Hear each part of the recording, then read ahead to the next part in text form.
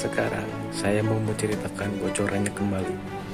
Dan jangan lupa untuk subscribe, klik loncengnya, dan juga lupa like. Selamat menikmati. Gaskeun. Sebagai juara kompetisi individu, pasukan pemburu iblis dari Bright Glimmer of Hope akan menjadi yang terakhir muncul. Ini adalah salah satu keuntungan yang mereka peroleh. Seperti kompetisi individu, kontes energi spiritual tidak memperbolehkan penggunaan peralatan atau pil penguat apapun. Setiap orang harus mengandalkan kekuatan masing-masing. Sebanyak 21 orang telah membentuk lingkaran di sekitar pilar kristal. Sebagai wasit utama, Chen Zidian berdiri paling dekat dengan sisi pilar kristal. Setiap orang harus melalui pemeriksaannya terlebih dahulu, jadi curang sama sekali tidak mungkin selama yang berjaga adalah dia. Chen Zidian memberi tahu kepala kuil prajurit Qiu Yonghao, berdasarkan peringkat putaran pertama, pengukuran energi spiritual akan dilakukan dalam urutan terbalik dari peringkat kompetisi pertama. Kuil prajurit akan memulai lebih dulu. Qiu Yonghao mengangguk dan melangkah maju untuk diukur bersama dua orang kuat dari kuil prajurit. Dari segi kekuatan keseluruhan, kuil prajurit adalah yang terlemah dari keenam kuil.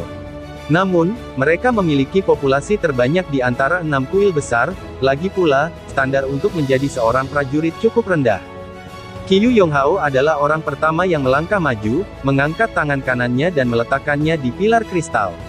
Seketika, kristal transparan itu berubah menjadi warna lain. Warna merah muncul dari dasar pilar kristal, perlahan naik hingga mencapai ketinggian sekitar 33 meter, sekitar 1/10 dari pilar. Kemudian berubah menjadi warna jingga, dan terus naik hingga mencapai 33 meter lagi dan berubah menjadi kuning.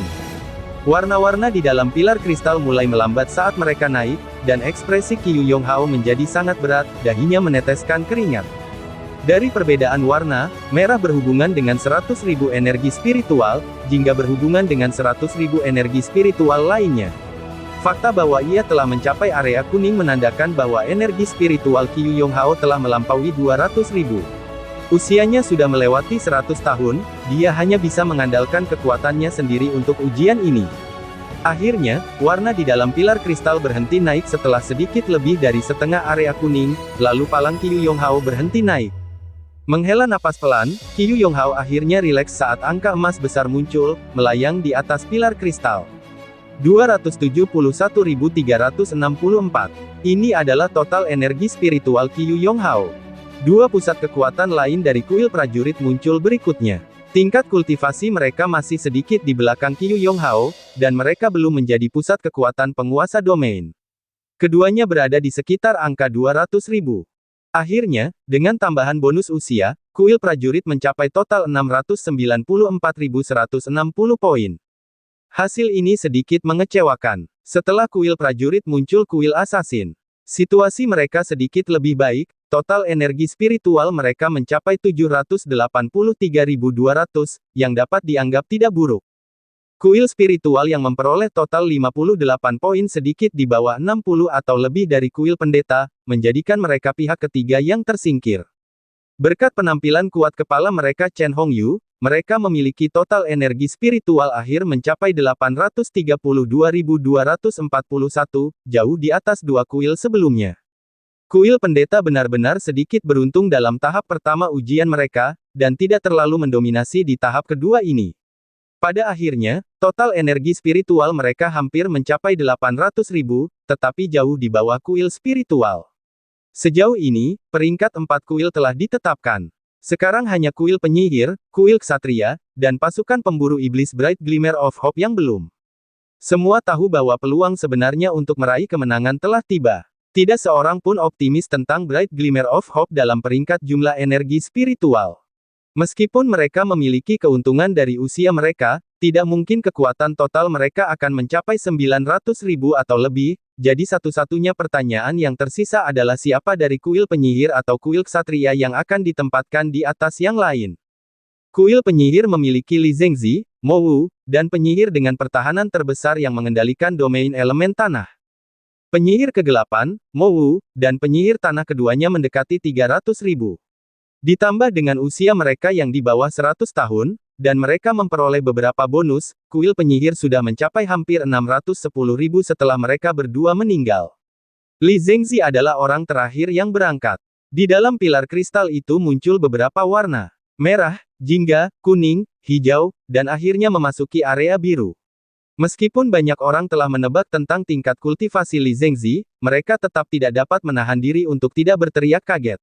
Ini berarti bahwa energi spiritual internalnya sudah di atas 400.000. Akhirnya, pilar itu berhenti di area biru. Energi spiritual Li Zengzi lebih dari 420.000, dan ditambah dengan skor dari dua penyihir lainnya, kuil penyihir telah melampaui 1 juta, mencapai 1.007.423. Bisakah kuil ksatria melampaui kuil penyihir?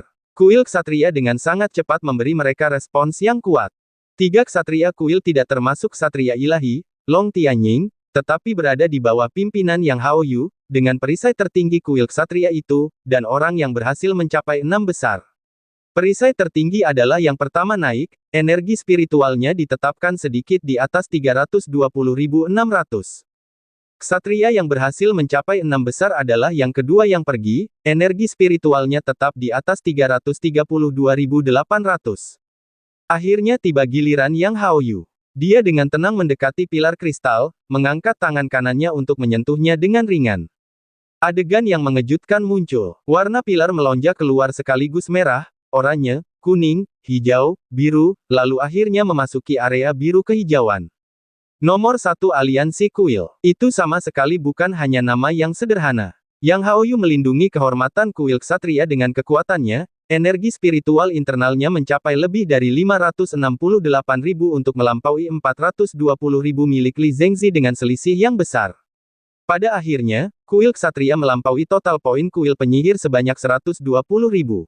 Setelah tahap ini, peringkat kedua kuil pasti akan berubah. Bright Glimmer of Hope adalah yang terakhir pergi. Chen Ying'er yang energi spiritual internalnya mencapai 170.000 adalah yang pertama pergi. Cai Er, yang energi spiritual internalnya mencapai 190.000 adalah yang berikutnya. Pada titik ini, banyak orang diam-diam penasaran dalam hati.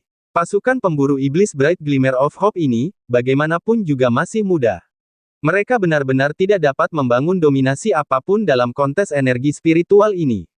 Akhirnya tiba giliran Long Hao Chen. Dia adalah satu-satunya titik terang yang dimiliki Bright Glimmer of Hope, berkat Heart of Eternity. Energi spiritual internalnya menembus angka 300.000, sebelum berakhir di atas angka 310.000.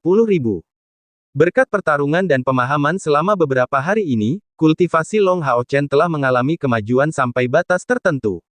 Jika tambahan 90.000 Heart of Eternity tidak dihitung, energi spiritual internalnya akan mencapai sekitar 220.000. Pada akhirnya, hasil dari ketiganya berjumlah lebih dari 570.000. Kali ini, keunggulan bonus usia menjadi sorotan. Long Hao Chen berusia 25 tahun, Cai Er 24 tahun, dan Chen Ying'er 28 tahun. Ini menambahkan lebih dari 233.000 ke total energi spiritual mereka. Ini memberi mereka jumlah akhir lebih dari 800.000. Lucunya, mungkin karena kedekatan dengan Dewa Keberuntungan, meskipun total energi spiritual mereka di bawah kuil spiritual, itu masih melampaui kuil pendeta, dan hanya dengan 13 poin tidak kurang. Terakhir, kuil ksatria merupakan kuil nomor 1 yang tidak kontroversial dalam kontes energi spiritual tertinggi, diikuti oleh kuil penyihir, kuil spiritual, secerca harapan, kuil pendeta, kuil asasin, dan kuil prajurit. Setelah tahap ini berakhir, terjadi variasi pada peringkat.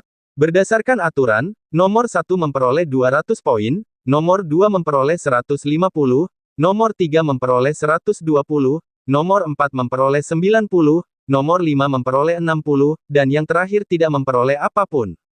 Karena penambahan Bright Glimmer of Hope, ke-6 sisi menjadi 7, dan dengan demikian nomor 6 akan memperoleh 30 poin, dan yang terakhir tidak memperoleh apapun. Jadi, peringkatnya adalah sebagai berikut: Bright Glimmer of Hope 442, kuil ksatria 280, kuil penyihir 255, kuil spiritual 178, kuil pendeta 120, kuil assassin 64. Meskipun Bright Glimmer of Hope hanya berada di peringkat keempat tahap ini, karena keunggulan mereka yang luar biasa dari tahap pertama, mereka masih memiliki keunggulan besar. Sementara kuil ksatria menyalip kuil penyihir, kuil prajurit tetap menjadi yang paling menyedihkan. Peringkat sebenarnya hanya akan ditentukan pada pertemuan besok. Itu karena putaran ketiga kompetisi, kontes domain, adalah yang paling berharga dalam hal poin. Berdasarkan aturan, nomor satu akan mendapatkan lebih dari 500 poin. Pertandingan ini sangat mungkin mencakup beberapa pergantian peristiwa, lagi pula, kelompok Long Hao Chen hanya memiliki sekitar 150% keuntungan dibandingkan dengan kuil ksatria. Jadi pada akhir kompetisi hari ini, Long Hao Chen buru-buru membawa rekan-rekannya kembali ke markas besar aliansi. Lin Xin belum kembali. Long Hao Chen bertanya pada Sima Xian. Sima Xian menggelengkan kepalanya, belum. Dia mengatakan kepadaku tadi malam bahwa dia akan mencari kakeknya untuk belajar sihir, dan belum memberikan kabar apapun sejak saat itu. Karena tidak diperlukan baginya di tahap kedua dan ketiga, ketidakhadiran Lin Xin tidak memengaruhi jalannya kompetisi. Kapten, biarkan aku naik besok. Wang Yuan mengusulkan dengan tegas. Chen Ying'er segera bertanya dengan cemas, Yuan, kau tidak mungkin berencana untuk memperebutkannya denganku? Tahap ketiga ini mengizinkan penggunaan peralatan, jadi dengan jubah suci spiritualku, aku pasti tidak akan menderita kerugian. Dalam kompetisi domain ketiga, masing-masing pihak harus mengirim 3 orang, yang semuanya harus menjadi yang menguasai domain. Bright Glimmer of Hope memiliki 4 orang, di antaranya Long Hao Chen dan Chai Er pasti akan dikirim. Jadi, kursi ketiga tentu saja akan dipilih di antara Wang Yuan dan Chen Ying'er. Kedua gadis ini biasanya sangat akur, tetapi mereka tidak dapat menahan diri untuk tidak bertengkar sekarang. Long Hao Chen tertawa dan berkata, jangan berdebat. Biarkan aku membuat analisis, dengan cara ini kalian berdua harus setuju tentang siapa yang harus kita kirim. Tahap pertama dan kedua kompetisi itu untuk mengevaluasi kekuatan individu. Dan itu hanya kekuatan murni seseorang, tanpa memperhitungkan peralatan apapun. Itu adalah evaluasi kekuatan murni dari pertemuan besar kuil. Tahap selanjutnya adalah untuk mengevaluasi kekuatan secara keseluruhan. Jadi peralatan diperbolehkan dalam 2 tahap terakhir, yang dengan demikian mencerminkan tingkat sumber daya 6 kuil besar juga. Pesaing terbesar masih kuil penyihir dan kuil ksatria. Dalam pertempuran domain ketiga, kita hanya memiliki satu tujuan, dan itu adalah menjadi juara akhir. Long Hao Chen melanjutkan, tahap terakhir adalah turnamen pertempuran tim. Meskipun sebagian besar dari kita cukup baik dalam hal peralatan, itu tidak berlaku untuk semua orang. Secara khusus, peralatan Wen Zhao, Duan Yi, dan saudara Zhang agak kurang. Jadi kita harus mengandalkan sinergi antara semua panggilan kita dalam pertempuran tim, meskipun saya tidak memiliki keyakinan mutlak untuk dapat mencapai kemenangan. Namun, pertempuran domain adalah yang paling berharga. Kita tidak boleh menyerah pada yang satu ini. Pertempuran domain adalah kontes domain murni, persyaratan pertama adalah bahwa domain yang berhadapan tidak boleh saling berbenturan, tetapi harus saling melengkapi. Secara relatif, atribut cahaya saya dan domain pemurnian Chai Er cukup sinergis. Namun, domain darah Yuan dan domain pemurnian Chai Er agak bertentangan. Meskipun domain Dewa Binatang Ying'er tidak dapat menghasilkan kombinasi yang sinergis dengan milik kita, setidaknya tidak akan bertentangan. Ditambah dengan peningkatan jubah spiritual suci, dialah yang paling cocok untuk bergabung dengan kita dalam pertempuran. Setelah penjelasan Long Hao Chen, Wang Yuan langsung kecewa, sementara Chen Ying'er tersenyum padanya. Han Yu berkata, Kapten, karena pertempuran domain besok sangat penting, bukankah kita harus berlatih untuk itu? Long Hao Chen menggelengkan kepalanya, tidak perlu. Jangan khawatir, aku sangat percaya diri. Mengenai dari mana kepercayaan diri ini berasal, biarkan aku menyimpan ketegangannya untuk saat ini. Kamu akan mengerti besok. Mencapai titik ini, dia mengungkapkan senyum. Bukannya dia tidak ingin mengungkapkannya, tetapi jika rahasia ini bocor, beberapa perubahan pasti akan terlihat pada ekspresi rekan-rekannya. Meskipun metode itu tidak bisa disebut curang, tidak membiarkannya diketahui oleh terlalu banyak orang adalah yang terbaik. Keesokan paginya, ketika mereka berangkat menuju stadion besar aliansi, Lin Xin masih belum kembali. Long Hao Chen tidak mengirim orang lain untuk mencarinya. Meskipun Lin Xin memiliki watak emosional, dia masih dapat diandalkan. Dia yakin bahwa dia pasti akan kembali untuk kompetisi tim besok. Jarak antara markas besar aliansi dan stadion besar aliansi dekat. Melewati lorong di pintu masuk prajurit, para ahli dari 6 kuil besar dan secercah harapan cerah berjalan menuju stadion. Area di luar tembok sudah lama dipenuhi orang. Saat melihat kelompok Long Hao Chen, sorak-sorai segera datang dari mereka. Secercah harapan cerah datang, secercah harapan cerah datang. Hari-hari ini, kuil ksatria sengaja menyebarkan berita tentang pencapaian pasukan pemburu iblis secercah harapan ke seluruh kota suci serta setiap kota dan desa di aliansi kuil. Catatan mereka tentang membunuh dewa iblis, intervensi mereka dalam perang suci, dan yang lebih penting, bahwa mereka adalah pasukan pemburu iblis pertama yang menghancurkan pilar dewa iblis. 2 pilar dewa iblis telah dihancurkan oleh tangan mereka. Bahkan manusia yang paling tidak tahu tentang iblis tahu bahwa 72 pilar dewa iblis adalah akar mereka. Era kegelapan telah berlangsung selama lebih dari 6.000 tahun, sementara itu pilar dewa iblis tidak pernah hancur. Apa artinya berita bahwa secercah harapan telah menghancurkan 2 dari mereka? Itu berarti harapan. Setelah melangkah ke stadion besar aliansi, Long Hao Chen mengangguk kepada yang lain sebelum berjalan bersama Chai Er dan Chen Ying Er. Pemimpin tim kuil spiritual dan kuil pendeta adalah Chen Hongyu dan Tetua Ling. Long Hao Chen mengangguk kepada keduanya sebelum menyapa mereka. Tetua Ling membalas dengan senyuman, dan Chen Hongyu mendengus. Dia tampak masih tidak senang karena kalah dari Long Hao Chen. Chen Ying Er berdiri tegak dan memberi hormat. Namun, ketika ia berbalik untuk berlari kembali ke sisi Long Hao Chen, wajahnya yang tertawa dan jenaka mengkhianati pikirannya yang sebenarnya. Bagaimanapun, dari masa kecilnya hingga sekarang, ia tidak pernah benar-benar takut pada Chen Hongyu. Beberapa saat kemudian, para pesaing dari kuil lain juga ada di sana. Peserta yang berpartisipasi sedikit berbeda dari kemarin, tetapi perbedaannya tidak besar, dan medannya juga tidak banyak berubah. Bola kristal ini berdiameter 5 meter. Ditempatkan di tengah lapangan, bola itu tampak sangat besar. Di atas alasnya tampak ada pahatan yang terbuat dari batu-batu berharga.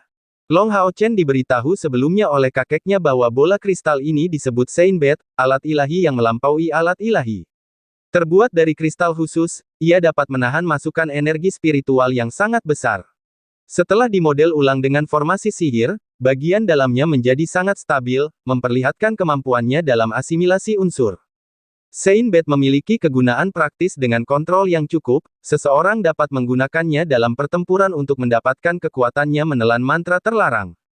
Para pemimpin aliansi adalah orang-orang yang mengendalikannya sepanjang sejarah, tetapi, karena pertikaian internal antara 6 kuil besar, meskipun Sein Bet memiliki khasiat penting, karena nilai lambangnya, ia tidak diizinkan untuk membawanya keluar dalam perang suci.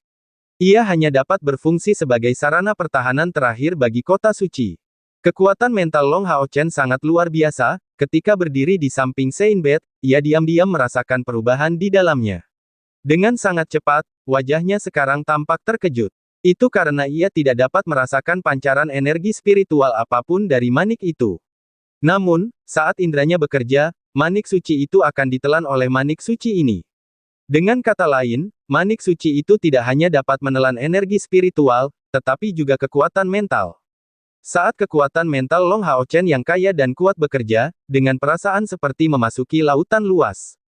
Jika digunakan dengan tepat, manik suci ini pasti akan sangat efektif melawan musuh yang tidak terduga.